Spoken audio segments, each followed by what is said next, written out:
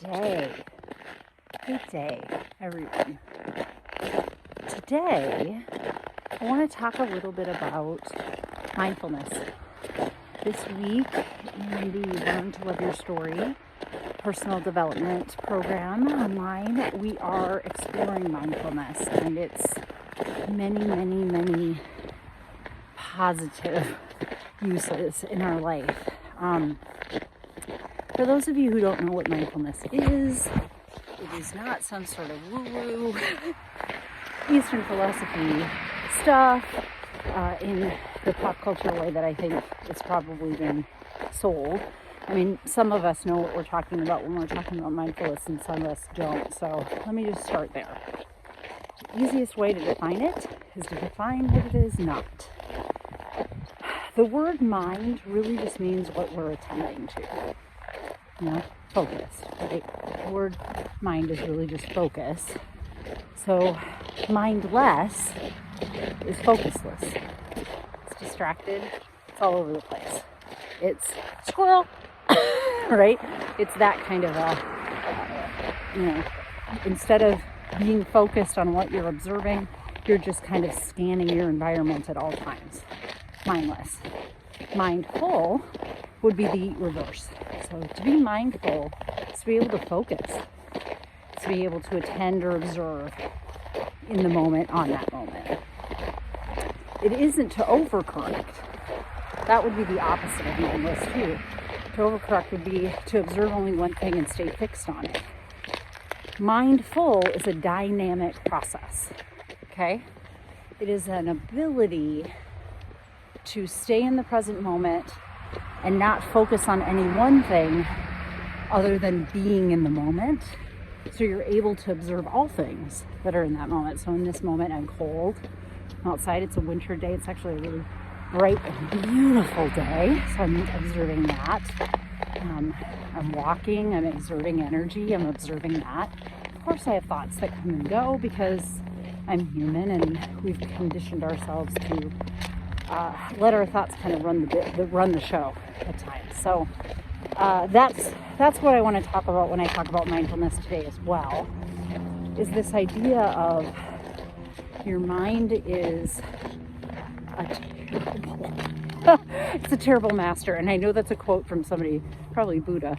I'll check it and make sure that I write it in the notes when I post this. But yeah, the mind is a terrible master. Like focusing on one thing, terrible master. Focuslessness, being mindless, terrible master. Who's the best master for us? Well, I would contend it's the observer of all these things. It's the observer self. Some people call this consciousness, to bring things into awareness, I think is an easier definition to follow. I'm trying not to trip and fall on ice as I'm talking to you. So, slow down, turn to corner. All right, so to be mindful and to practice mindfulness is really to practice being in that observer self. You are the one that observes you thinking. You are the one who observes you feeling things about situations. You are the one that can take a step back and look at the big picture and see yourself across time and space in your life and say, yeah, I learned that here. Whew, that was a hard lesson there. This was one of my favorite times in my entire life, right there. You're the observer. And mindful practices are about accentuating that observer self and giving it more muscle.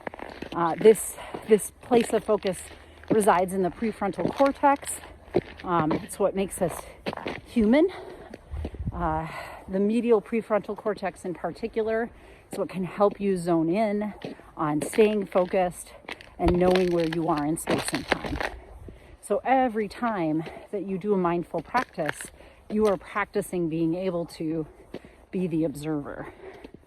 Now, I would contend, and most of the premise of Learn to Love Your Story is based on beefing up this part of ourselves in order to better narrate the story of our life.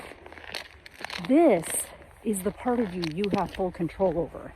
And in having full control over this conscious part of you, you have full control over how you define what you've been through and what you are in and what you will be in your life, instead of having it narrated for you. Okay? I like to use examples from my own life. So I've been divorced twice. Not my favorite aspect of my life.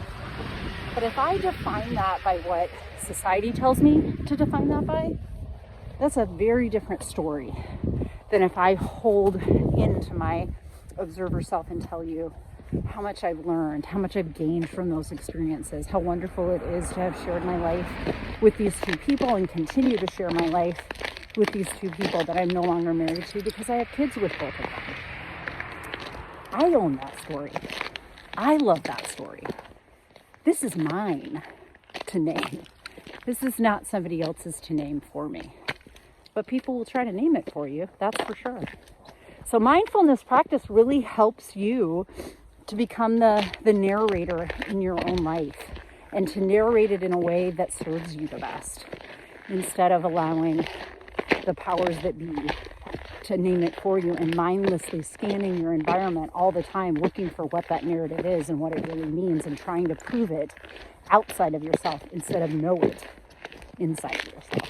So, in closing, I hope that you join us and learn to love your story, the personal development program, because I think that you would learn really a bunch of great practices. I have recorded 6 different audio practices for you to use to kind of build up your muscles behind being mindful. But gosh, there's a ton of that stuff out there on the interwebs too. So, don't stop at me. There's books, there's all sorts of stuff. But I would strongly suggest starting to beef up that observer self by doing mindfulness practices, because you will reap the benefits far beyond what the 4 or 5 minutes a day that you set aside to do that practice you would think would afford you. It's a very small period of your life in order to create the observer self in your life that can help you live in bliss and contentment and happiness most of the time. All right, everybody, you have a great rest of your day.